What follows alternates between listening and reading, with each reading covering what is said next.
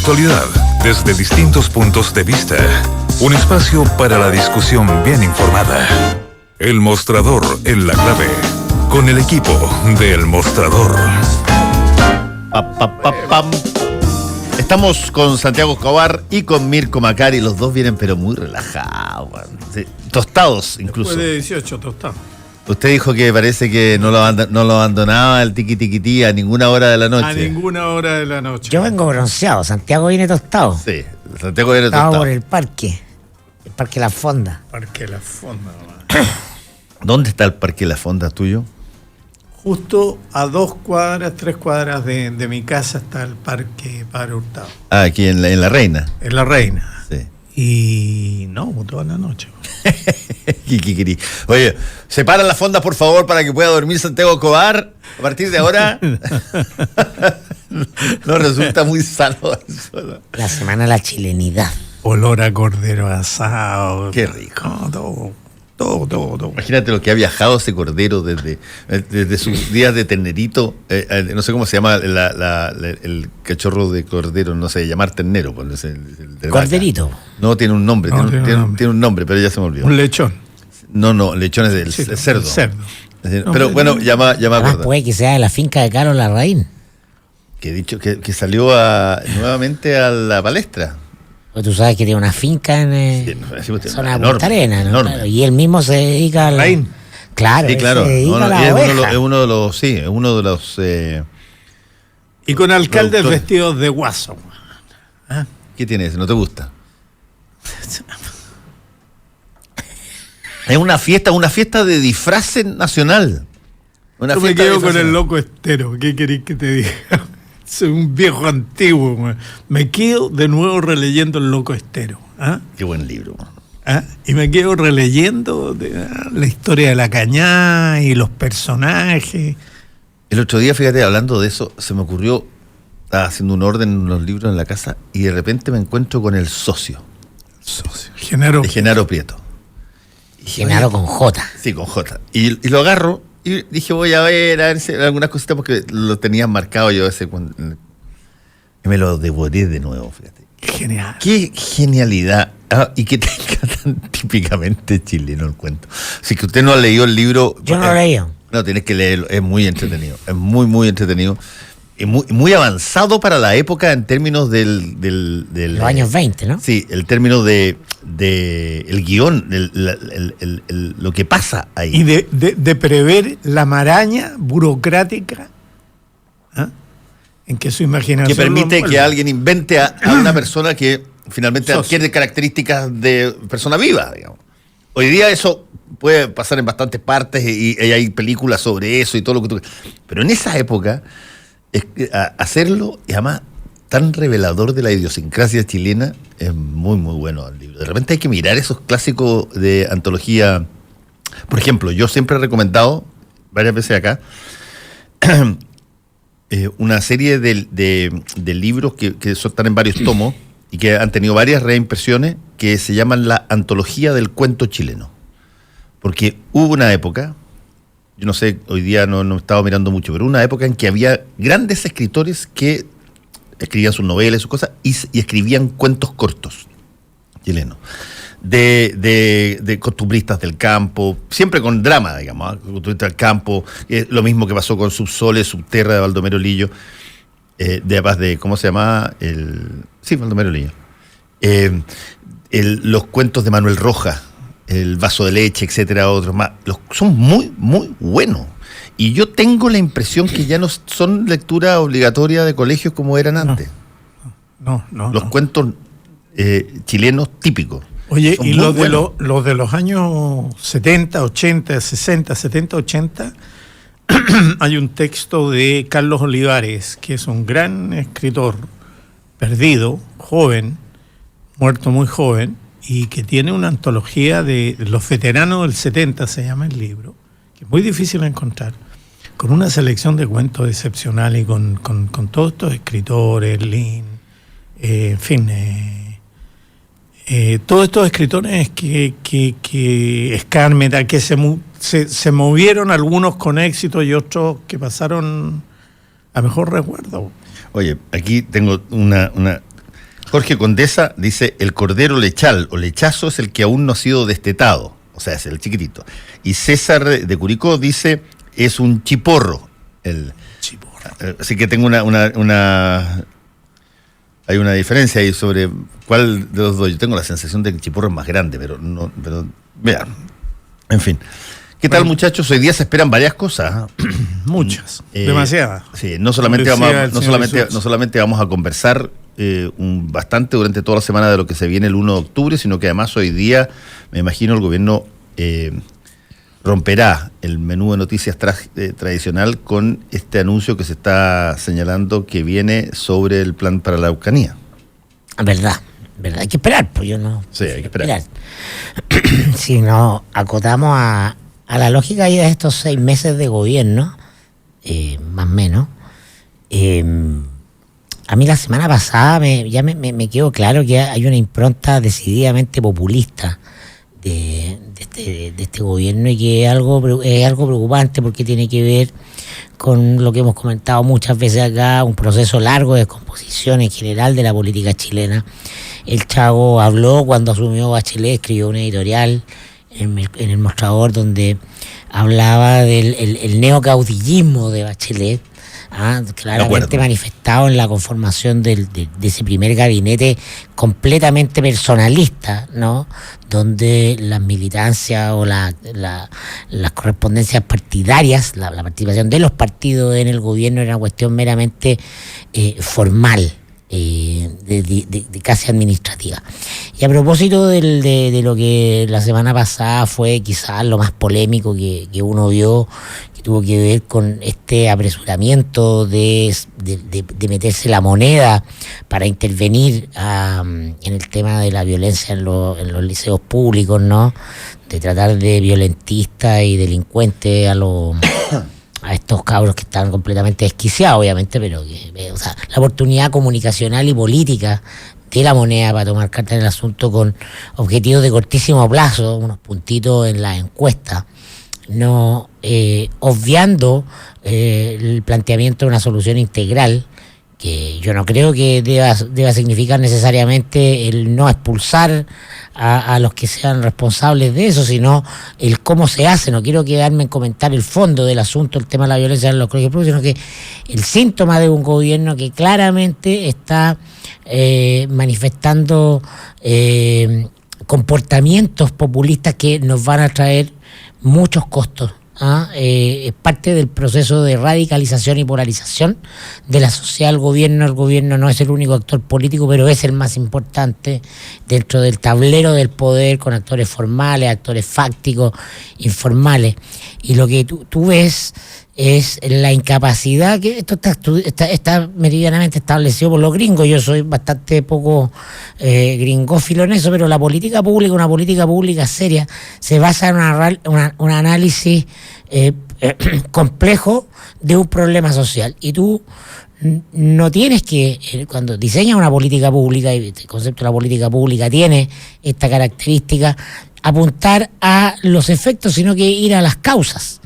Detrás del anuncio del gobierno no hay, complementando ese anuncio, que puede ser legítimo, ¿no? Ninguna elaboración sobre medidas para abordar las causas del problema, de manera compleja.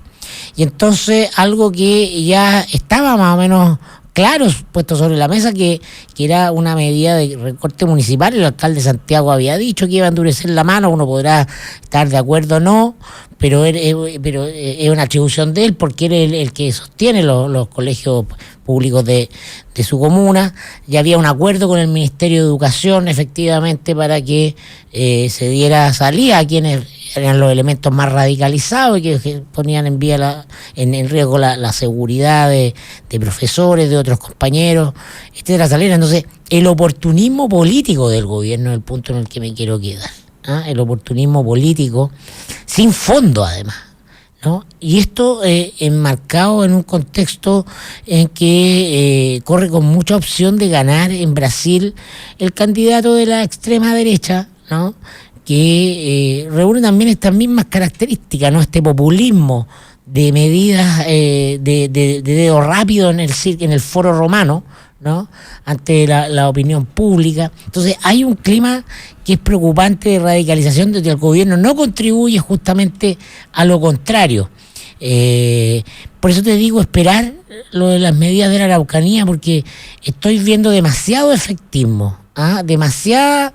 Está bien, la política está en decadencia, está bien, la política se trata solo de ganar, para que unos ganen, otros tienen que perder. La política se juega como telepolítico en la dimensión de la opinión pública, es eso, pero esto se está profundizando, se está radicalizando cada vez más. La frivolidad pasa a ser la norma y no la excepción, y entonces hay que ponerle un marco al conjunto de actuaciones de un gobierno profundamente cortoplacista sin ninguna reflexión sobre las consecuencias profundas que tiene, ¿no? El actuar como gobierno y entrar a temas complejos con un espíritu de banalidad absoluta. O sea, mira, mi impresión, yo estoy de acuerdo con todo lo que dice Mirko.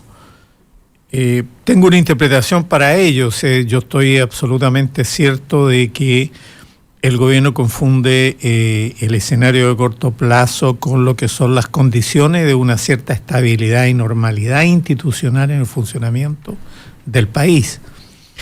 Es decir, los mercados, para ser mercados, necesitan una cierta estabilidad, necesitan una costumbre, ¿no es cierto?, de concurrencia de oferta y una costumbre de concurrencia de demanda en un lugar específico que es respetado como un mercado, como la visión física de lo que es el mercado, el inicio del mercado. Luego, la visión virtual, que es la que los gobiernos modernos manejan para hablar de regulados, de mercados transparentes, etcétera, es que existen regulaciones y transacciones que concurren a un ligar virtual, ¿no es cierto?, y que operan de una determinada manera, y mientras más complejas son, más reguladas son o más certidumbre le dan a los concurrentes. Las instituciones, para que funcionen en lugares como los colegios, por ejemplo, necesitan de alguna manera una regularidad institucional. Estos 5, 7, 10, 15, 20 mamelucos blancos corriendo detrás de un profesor para rociarlo de benzina y tirarle un fósforo, es lo más ridículo que he podido ver respecto del funcionamiento de una institución que tiene 8 horas, está cerrada, 8 horas en una convivencia que tiene una cierta marca, una marca de transmisión de conocimiento, de transmisión de disciplina, de orden, de preparación para la vida, etcétera, y que no sea capaz de autoidentificar y autorregular lo que son sus relaciones internas. Y que si cuando éstas se desbordan de ese orden, no haya una institución capaz de hacer el soporte de seguridad, el soporte de conocimiento y el soporte técnico que le dé normalidad. Y que el gobierno entonces reaccione con una ley de expulsión frente a algo que necesita de algún grado de inteligencia mínima para aislar, para conocer, para tener un conocimiento, yo diría, un conocimiento antropológico, social sobre las conductas de los adolescentes y de los niños al interior de ese establecimiento. Déjame hacerte una pregunta, Santiago. ¿Qué hubiese pasado?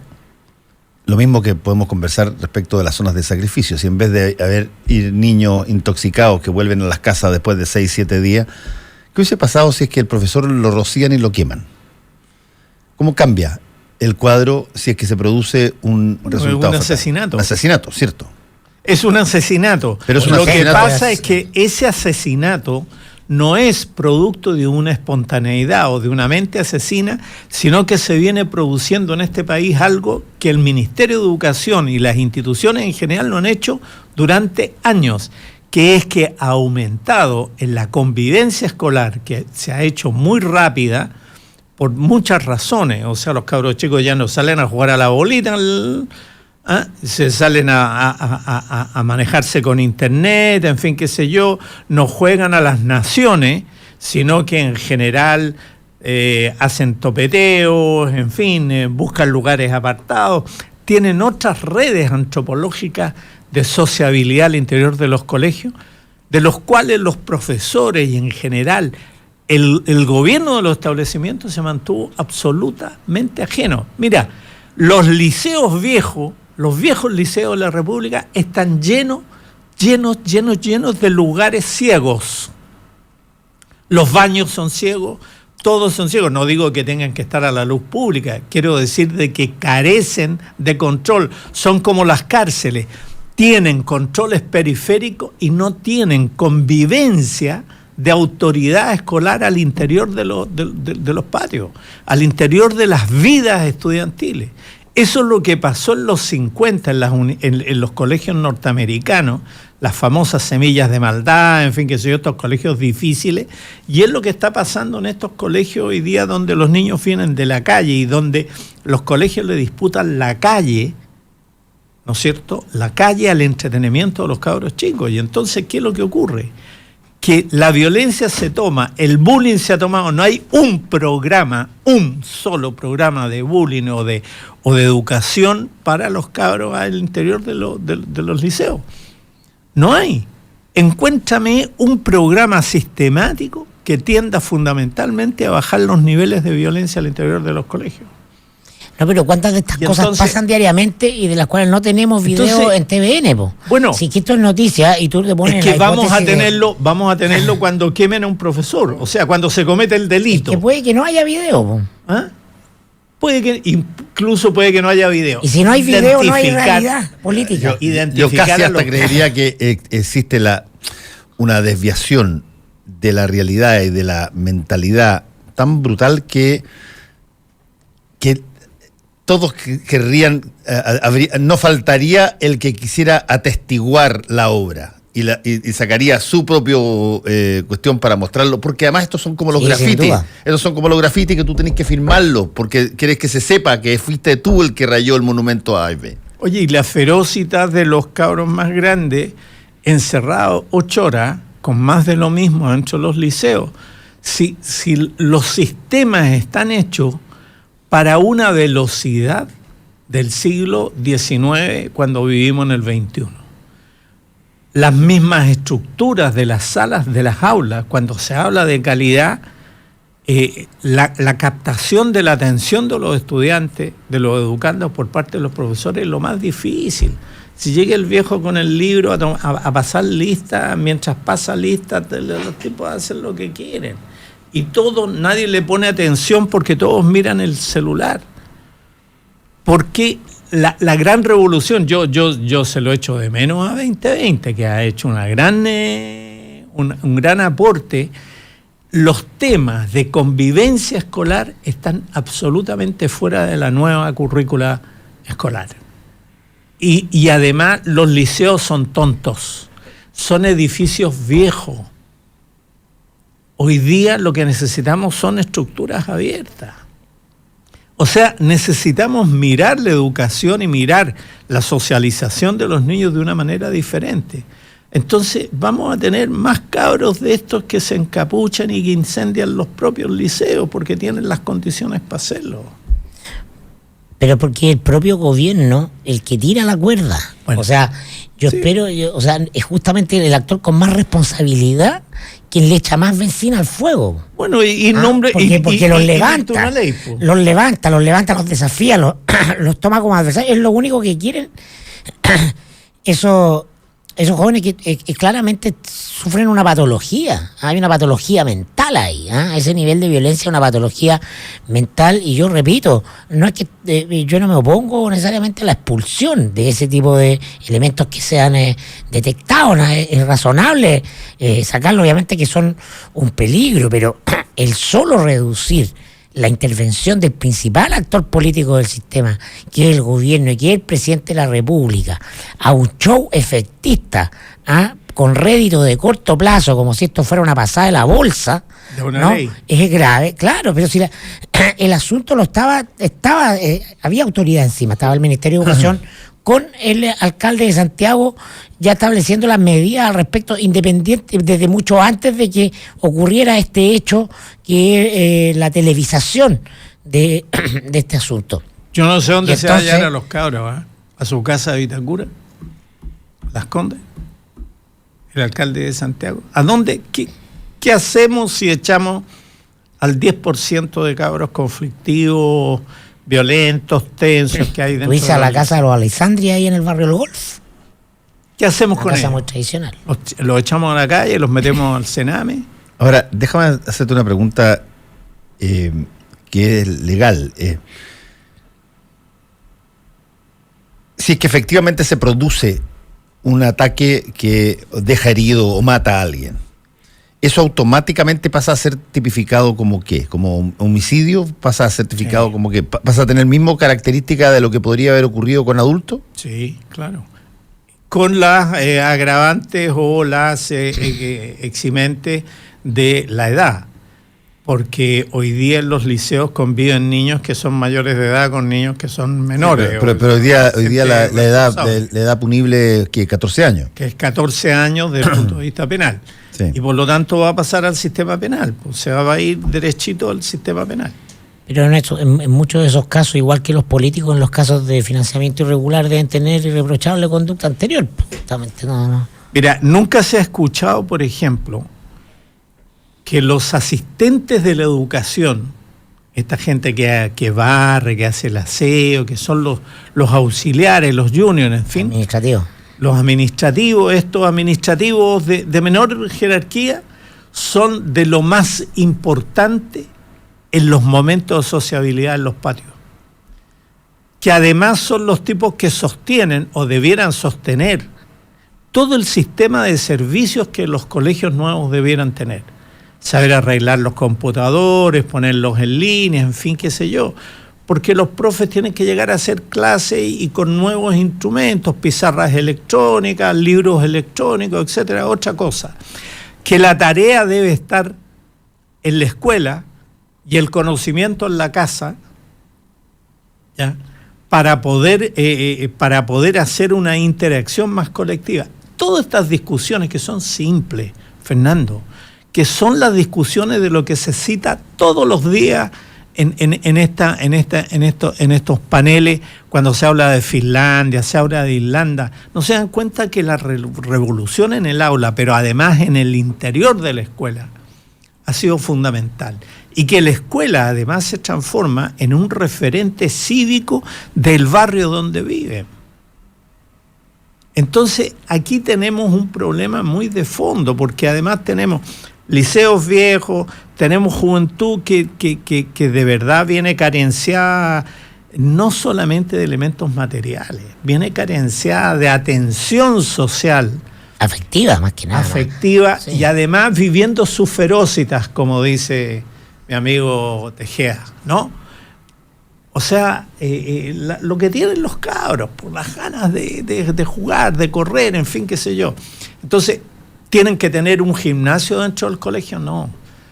Hay que tener una cosa de dimensión mucho más colectiva, y la plata que se gasta en construir un pinche gimnasio que lo ocupan 12 horas todas las semanas, de tener lugares abiertos donde esta tensión se libere. Fernando, los mejores jugadores son los más complicados, los mejores jugadores de fútbol americano son los más complicados en sus colegios. Son tipos agresivos. No, eso ha cambiado mucho porque eso ha cambiado. Hubo castigos fuertes en eso. Porque hubo castigo, es decir, hubo la búsqueda de la galleta y el Ahora, garrote. Déjame decirte una cosa. El futbolista americano en general en su universidad o en su colegio no es tan lo que las razones por las cuales han calmado mucho esas cosas es porque eran corrompidos con otra variable, sobre todo los universitarios. Eran corrompidos porque les pasaban plata por debajo de antemano los equipos a los que probablemente ellos podían llegar. Entonces, eso está prohibido durante todos los 4 años de universidad. Cuando te haces profesional recién puedes comprar. Pero había muchos que no eran problemas que tenían que ver con la violencia, porque los tipos están más o menos controlados, son compañeros de curso, y además hoy día casi la gran mayoría de las universidades tienes que pasar del curso con nota, no botando la pared.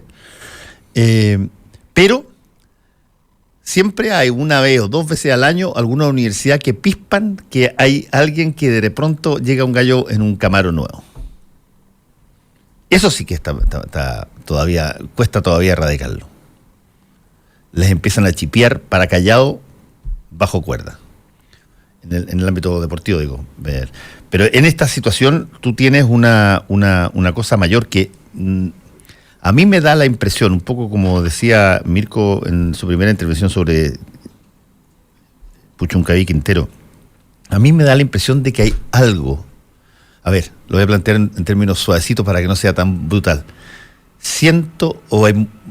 He conversado con varias personas que les pasa lo mismo, siento que está en el aire alguna tragedia que va a pasar. El nivel de violencia espontánea está muy alto. Y en algún momento dado o te van a agarrar a alguien en la calle y te lo van a descuartizar, o van a quemar a un profesor de este tipo, o Carabineros va a entrar a balazo en una cosa y va a matar, o se van a morir 15, 20 cabros en Puchuncaví, Maitencillo, y ya no es cosa de llevarlos al consultorio y que vuelvan. Ahí está denso el ambiente, creo yo. Está muy denso. Y estamos en las etapas en que los daños tienen algunas decenas. Son decenas de años. El gobierno le está regalando a estos grupos la significación de ese hecho, Fernando. Lo está levantando como antagonista. Lo está confrontando justamente como adversario. Y entonces el gobierno también es responsable de la creación de este clima. Porque el gobierno está encendiendo, está tratando de apagar el fuego con benzina, más bien dicho, en vez de tomar las medidas de corto, mediano y largo plazo y hacer un paquete de anuncios coherentes que hagan sentido respecto de esto, si es que de verdad le importa. Como de verdad no le importa, porque no está en la agenda, porque es un tema municipal, el asunto evidentemente puede terminar en lo que tú dices. Necesariamente va a ocurrir porque esto es un proceso. Nosotros tenemos una deformación en la construcción de opinión pública. Los medios son muy responsables de eso, de mirar las noticias como hechos aislados de día. O sea, estos son procesos que llevan años, que trascienden una determinada administración, y tiene que ver con la conformación de sujetos, de personas. Eso es una vida completa. Y esto estamos viendo muy probablemente tiene que ver con condiciones de la sociedad postmaterial que hemos construido, y no necesariamente con marginalidad del tipo tradicional como la entendemos, pobreza, acceso a carencia de recursos, etcétera, etcétera. Entonces, claramente hay un problema de humanidad aquí que el gobierno no da el ancho para afrontarlo comunicacionalmente desde esa perspectiva, ser capaz de instalar una caja de herramientas con muchas más herramientas que las que pone simplemente la cuña de violentista y delincuente. Pero para completar lo tuyo, Mirko, que yo creo que lo es mismo muy que de decía fondo. Pinochet, po. Sí, pero fíjate, aquí en este caso específico hubo además pronunciamiento de otro poder del Estado. O sea, han habido pronunciamientos por parte de la Corte Suprema, del Poder Judicial, ¿ya?, que han terminado con decisiones políticas de cambio, de como lo que ocurrió en Campeche. Sí. ¿Ya? O sea, es el poder político, es este poder político, ¿no es cierto?, el que se ha llevado por delante incluso la institucionalidad del Estado. O sea, lo que dijo la Corte Suprema sobre Campeche se borró exactamente con la mano cuando Pérez Lloma y la Patricia Poblete cambiaron ¿qué cosa? El plan regulador. Y se acabó el problema. Vamos a tener que hacer un alto y volvemos con el mostrador en la clave. Justo al mediodía, de lunes a viernes, Cónclave Deportivo. Entregamos fútbol primero que todos. Pero fíjate los grandes equipos de Chile en la historia, ¿ya? Y ahí es donde yo creo que nos hemos farreado un montón el tema de la identidad. Los centrales del Mundial del 62. El equipo que mejor jugó en la historia del fútbol chileno.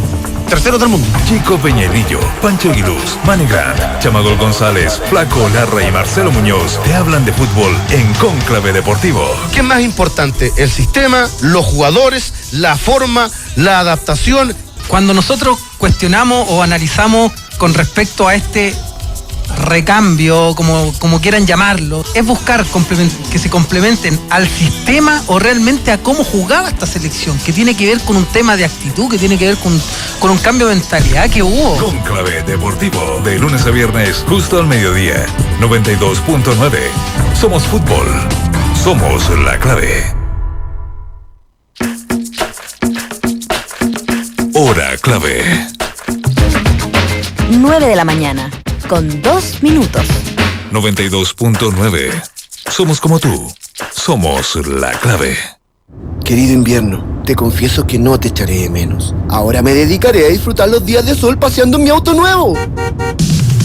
Haz que las cosas pasen. Llegó septiembre y en Banco Security te apoyamos para que renueves tu auto. Con tu tarjeta One de 12 a 24 cuotas con tasa 0,69% o con tu crédito de consumo a tasa preferencial. Si aún no eres cliente, descubre si tienes una oferta en bancosecurity.cl. Banco Security. ¿Quieres? Puedes. Válido durante septiembre de 2018. Para hacer un buen negocio, necesita ser un gran anfitrión. Para organizar un seminario productivo, debe elegir el lugar correcto. Visite Hotel Los Nogales y compruebe que superaremos sus expectativas.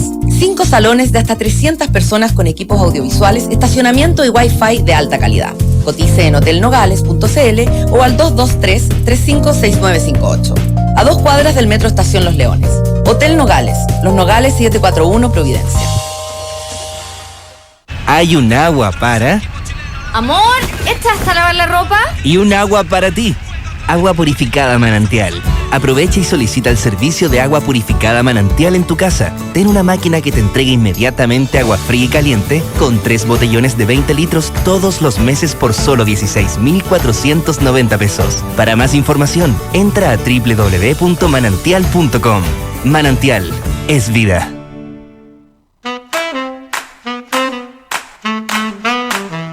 Los que sabemos de café, conocemos el secreto. Hace más de 75 años que en Cabrales buscamos en las plantaciones los mejores granos para darte el mejor café como a vos te gusta. Tostado por manos expertas, de exquisito aroma y sabor y en todas las variedades. Cabrales es ideal para disfrutar en todo momento y lugar. Cabrales significa buen café.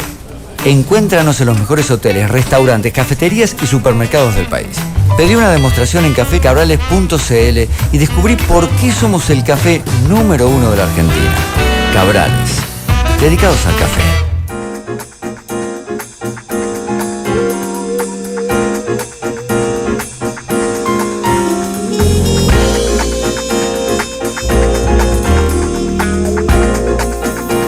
Estamos ya de vuelta en el mostrador en la clave. Estamos en la etapa típica de nuestros días de conversación, que es las recomendaciones que nos damos sobre series.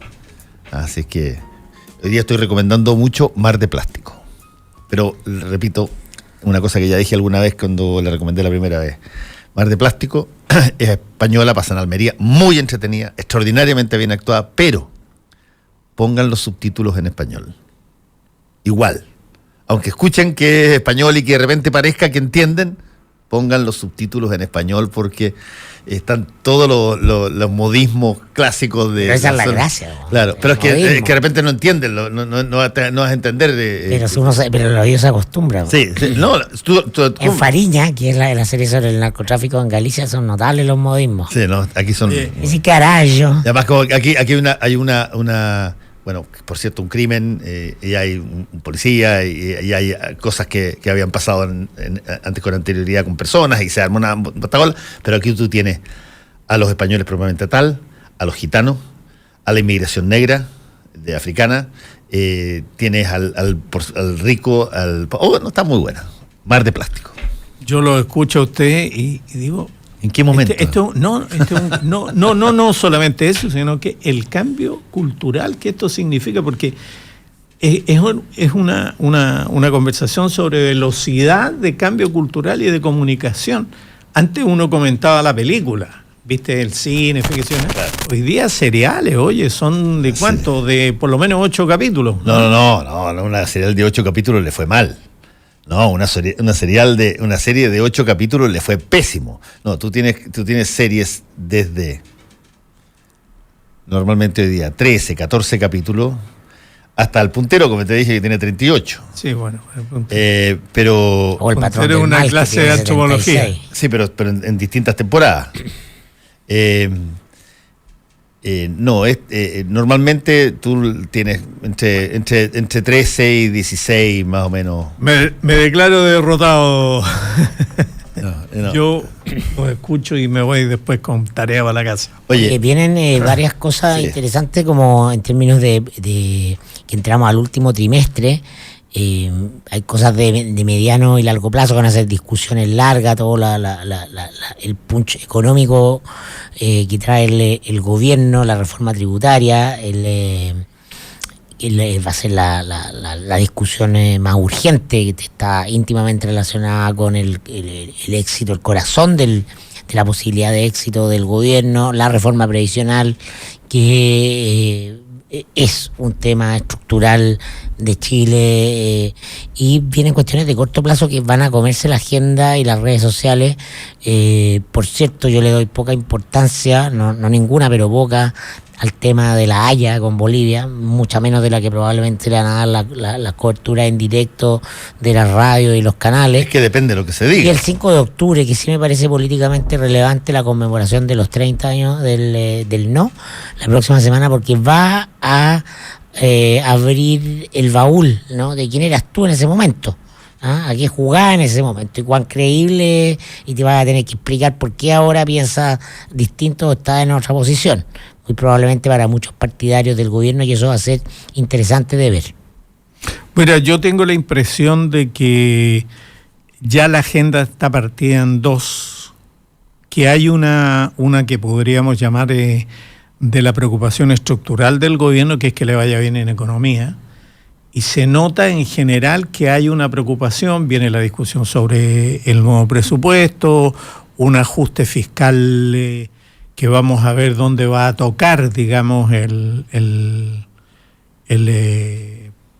la reducción de gasto fiscal, la preocupación, los titulares de que el Fondo Monetario nos hace unas promesas de crecimiento que están por sobre lo que la economía internacional en general promete, el cobre en esa alza y baja, en fin, qué sé yo. Yo diría que la economía va a ser la gran preocupación estructural de este gobierno, y van a seguir con eso. Salpicada por cada una de las coyunturas, entre las cuales están que le vaya bien o que le vaya mal a uno u otro ministerio que tenga resonancia desde el punto de vista político. Le va a pasar a justicia, y tienen un lío grande con todos los servicios dependientes, gendarmería, Sename, etcétera, y todo el lío en que se metieron con los notarios y con toda esta cosa donde naturalmente el que maneja la tanda notarial es el presidente de la República, es el que nombra notario en este país, el presidente de la República, a través de su ministro de Justicia. Por lo tanto, por más que se metan con los notarios, van a terminar chocando en un tema que es propiamente administrativo, y entonces pero fíjate que hay una cosa interesante, hay una cosa interesante ahí, Santiago, porque la intención del presidente Piñera, por lo menos en términos de lo que él ha dicho verbalmente, es de reducir el poder de los notarios, reducir la notaría. No es asignarle cuotas de poder a más notarios que esta vez sean, no sé, amigos o correligionarios, lo que sea, sino que más bien reducir toda esta tradición que nosotros tenemos de notariar todo a lo que sea absolutamente necesario, y todo el resto hacerlo de una forma más expedita, más incluso digital. Pero mira, eso es populismo si no se toman medidas concretas. El 80% de los trámites de mesón de las notarías son consecuencia de la exigencia del propio gobierno, que dice tráigamelo firmado ante notario, tráigamelo firmado ante notario. Por eso te digo, pero si tú... Entonces eso si la firma notarial se hace electrónica Y ese procedimiento se digitaliza, tal cual como hoy día tú puedes sacar un certificado antecedente, pero sin necesidad de ir al registro civil. Bueno, por eso no necesita, o sea, hacer ley para eso. Segundo, para lo que necesita hacer ley es para cambiar lo que se llama el artículo 1, el 11º capítulo del Código Orgánico de Tribunales, donde están los archiveros, los conservadores de bienes y los notarios, en el segundo escalafón ese, que es el derecho registral de Chile. Es el derecho registral, o sea, se están metiendo en un forro enorme, porque hay que cambiar todo el sistema del Código Orgánico de Tribunales, que significa de alguna manera, ¿no es cierto?, meterse en una reforma constitucional que yo no sé de dónde sacan. Ahí te dijiste una cosa que me interesa mucho. ¿Por qué? Y que lo que quiero comentar. Se ha anunciado de que hoy día va a ser anunciado el nuevo plan de la Araucanía y tiene un montón de cosas, entre otros el reconocimiento, qué sé yo, para determinadas cosas y no para todo, de los pueblos originarios. Pero eso yo creo que, por lo menos que lo que he visto, y me gustaría saber tu opinión, Santiago, de lo que he visto, va a requerir para alguna de las cosas que han dicho una reforma constitucional. Y si es que hay algo que los gobiernos de Piñera no han querido hacer es meterse con la Constitución, porque se de alguna manera aviva la llama de la construcción que durante el gobierno de Bachelet, durante el gobierno de Bachelet se hizo en los procesos constituyentes y todo lo demás, se aviva la idea potencial de reformar la Constitución en serio.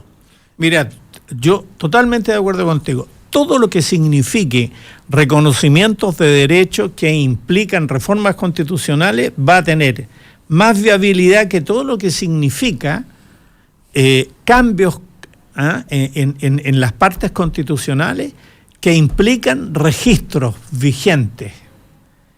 Esto que estábamos hablando de los notarios, por ejemplo, van a tener un papel importantísimo en determinar las tierras, propiedades, constituciones, ventas, compraventas, etcétera, porque van a tener en algún momento que empezar a resolver sobre incluso sociedades.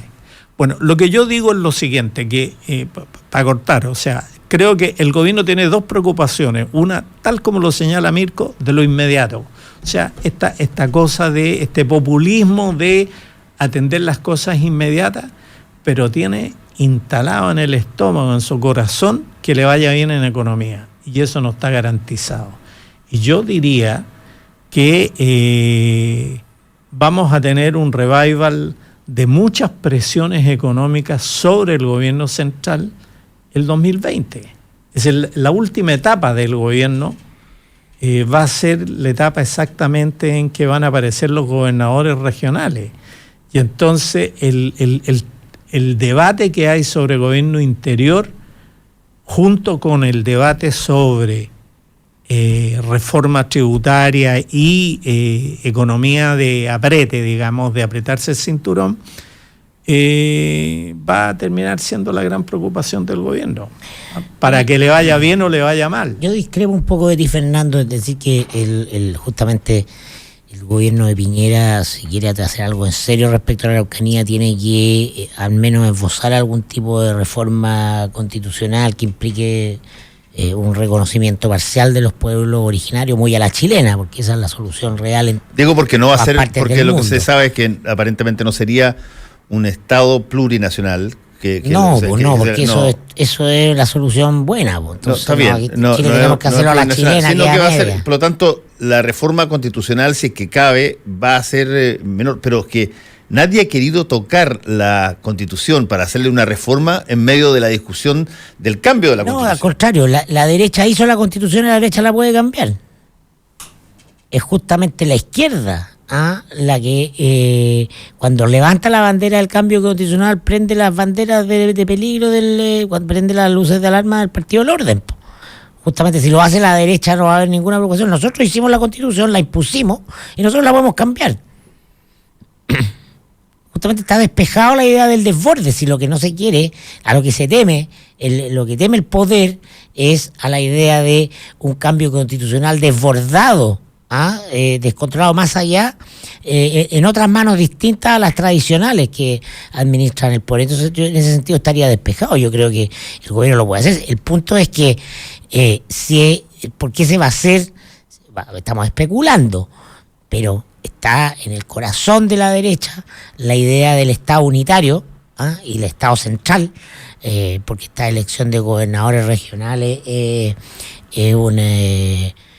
simplemente una mascarada. No, son gobernadores que no tienen poder real, no hay una ley de descentralización efectiva, porque lo hablábamos con Gabriel Salazar acá antes del 18, pues, Fernando. O sea, no, la historia de Chile es la historia de constitución del Estado chileno, es la historia de los sucesivos, reiterados y absolutos triunfos del mundo conservador por sobre cualquier tipo de movimiento reformista o de cambio o liberal o federalista o etcétera. Esto no es distinto. La solución en Canadá, en Nueva Zelanda para el tema de los pueblos originarios es la multiculturalidad y el reconocimiento del Estado plurinacional. Pero como estamos en Chile, no vamos a dar eso, porque simplemente este país lo mandan unos pocos y lo mandan bajo sus reglas, y simplemente van a abrir la compuerta cuando quieren y cómo quieren y cuánto quieren. Pero vamos a quedar más cerca de que los hagan socios, Mirko. ¿Socios de qué? Socios de los negocios de la Araucanía. Bueno, esa es la mirada típica de la derecha. El mundo me ha dicho que yo soy una especie así de depravado, planteando que el reconocimiento de los pueblos indígenas tiene que ver con economía. Pero yo soy un convencido que hay que darles participación en sus negocios, en los negocios sobre las forestales, sobre lo que ahí ocurre, pero participación en serio, o sea, hacerlos socios. Tú lo haces socio y se acabó el lío. ¿Pero así socio a quiénes? ¿A todos? A todos los mapuches. Al pueblo mapuche lo hace socio, dice un 5% de las utilidades. El fin de la empresa privada y la cooperativa. No, puede ser una cooperativa. Yo creo que tú estás hablando un poco como se hace en algunos otros países donde tú tienes. Nueva Zelanda, o claro, en Estados Unidos o en Canadá, tú tienes una relación con una etnia o una tribu o un determinado que tiene una cosa particular en su lugar donde ellos se organizan y tienen representantes o actúan como shareholder, y resuelven sobre esos ingresos de una manera colectiva. En House of Cards, cuando quieren instalar el casino. Bueno, muchos casinos todavía en Estados Unidos son de 12 menores. Tienen un porcentaje de las utilidades del casino van directo a grupos étnicos específicos. Y esa fue la forma en que se saldaron las dificultades en términos de las propiedades de terreno, donde se ponían los casinos. Ahora, tiene el lado B. El lado B es que, y lo alegan varios de los más viejitos de las tribus, esto cambió todo, porque de repente te llega un turrón de 20, 30 millones de dólares por mes, y empiezan las tribus y los gallos, caciques, etcétera, jefes acá a empezar a armarse mafiosamente para intentar agarrar más cuestioncitas. Bueno, pero y de repente un problema de ellos ya. Lo central no va a ocurrir y por lo tanto el problema va a seguir, que es darle efectiva autonomía política.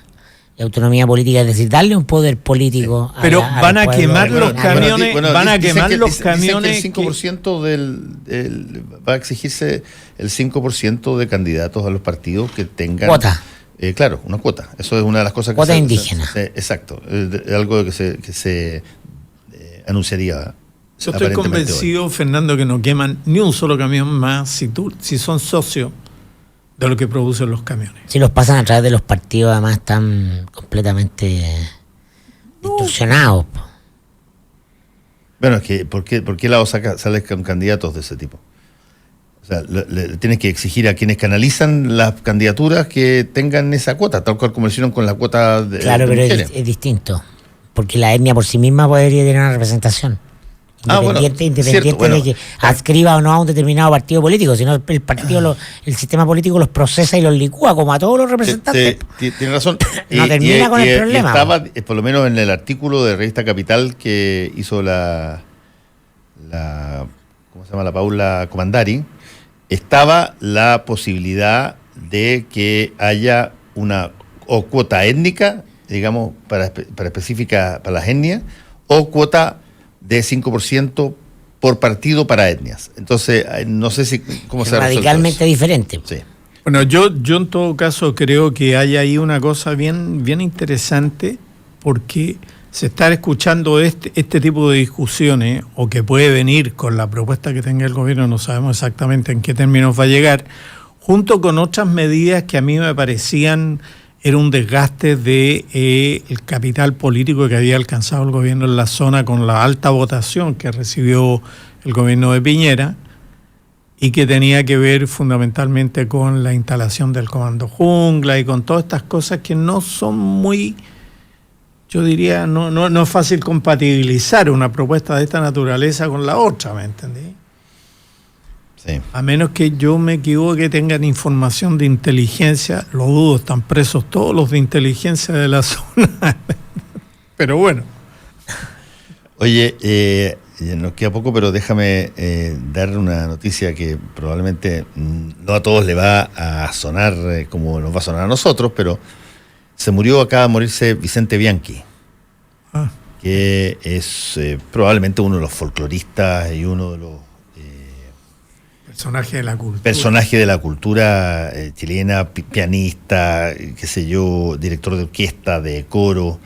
Tuvo una alianza extraordinaria con Pablo Neruda durante mucho tiempo. Es el autor de la musicalización de la tonada de Manuel Rodríguez, que es preciosa, sobre la base de la poesía de Pablo Neruda en el canto general. Tuvo varias intervenciones más.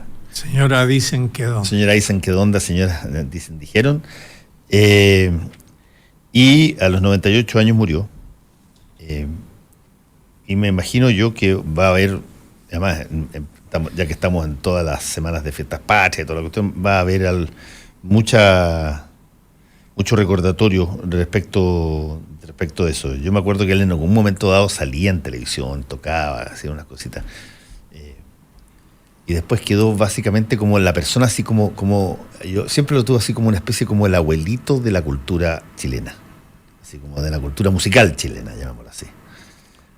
No, porque no era como Violeta Parra, que era más como de, qué sé yo, manos a la obra, metía en todas las cositas, no. O Víctor Jara, que era más bien un cantante que además se involucraba con las cosas que pasaban en su tiempo. Vicente Bianchi también, pero era más como el viejo profesor rector de colegio, que tú lo mirabas que iba pasando y había como una suerte de respeto tácito ahí. Hay una cosa curiosa. Creo que Ángel Guarelo se llama, el presidente de la Asociación de Autores de Chile, o de músicos que la Sociedad de Derecho de Autor. Gracias, Sí. No sé. Guarelo, ¿no? O él fue en algún momento. Me decía, mira, yo no sé por qué Chile es conocido solamente por sus poetas. Porque en estos momentos, cuando él me hablaba hace unos 5 o 6 años atrás, deben haber aproximadamente unos entre 3.000 y 5.000 grupos inscritos en la sociedad, produciendo música, produciendo visiones nuevas, y yo diría que en general, claro, nosotros tenemos 1, 2, 3 íconos que son los que miramos: Valentín Trujillo, Vicente Bianchi, por supuesto los pianistas, ¿no es cierto? Sí. Pero de verdad tenemos una buena producción musical, yo diría, y bien variada y bien compleja. Ahora, ¿tú metes las cuecas ahí adentro? Yo meto también las cuecas adentro, exactamente. Me pegué unas sesiones de cueca, no por el Parque Hurtado, sino fundamentalmente por volver a escuchar a los chileneros, por ejemplo, que fueron los que empezaron con el movimiento, donde estaba el Baucha, Nano Núñez, etcétera, sino con el resto, la gallera, los truqueros, las mujeres estas que cantan ahí en los centros. Yo diría que hay una cosa muy profunda, y hay cosas bellísimas, y no le damos mucho color a eso. Se quedó con Mon Laferte. Bueno, Mon Laferte ahí tenía un...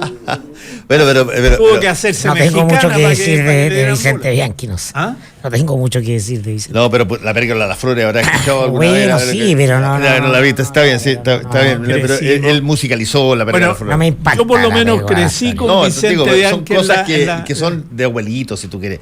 Sí, de abuelito. No sé. Yo de abuelito. escuchaba a Lo me- Vicente Bianchi. Lo mejor de la pérgola de las flores es cuando Carola Schmidt dijo que Chadwick era como el alcalde de la pérgola de las flores.